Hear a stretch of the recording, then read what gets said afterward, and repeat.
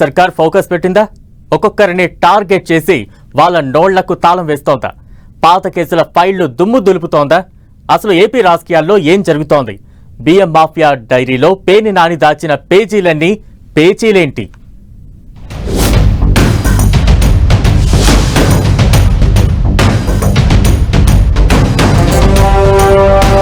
YCP అధికారంలో ఉన్నప్పుడు పేర్ని నాని స్టైలే వేరు.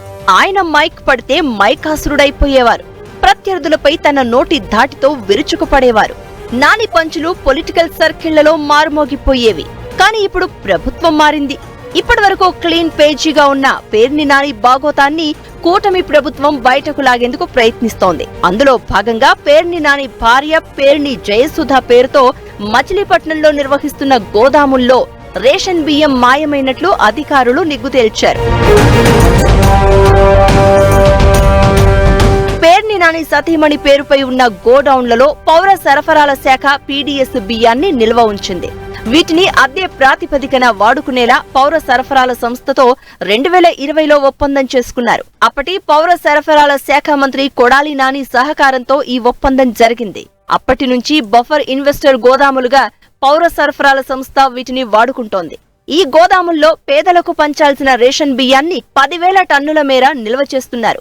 వీటి నిర్వహణను పేర్ని అనుచర వర్గమే చూస్తోంది. అయితే ఇందులో నిల్వ ఉంచిన బియ్యం మాయమైంది.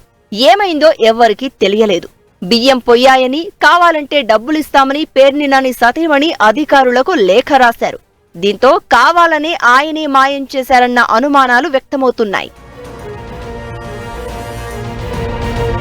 గోదాంలో జరిగిన అక్రమాలు బయటపడకుండా పేర్ని నాని ముందే అప్రమత్తమై పావులు కదిపారు అని కూటమి నేతలు ఆరోపిస్తున్నారు. అందుకే తన భార్య జయసుధతో అధికారులకు లేఖ రాయించారని ప్రచారం జరుగుతోంది.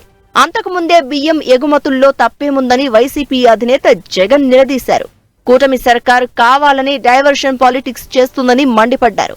సమస్యలన్నింటిపై పోరుబాట తప్పదు అన్నారు.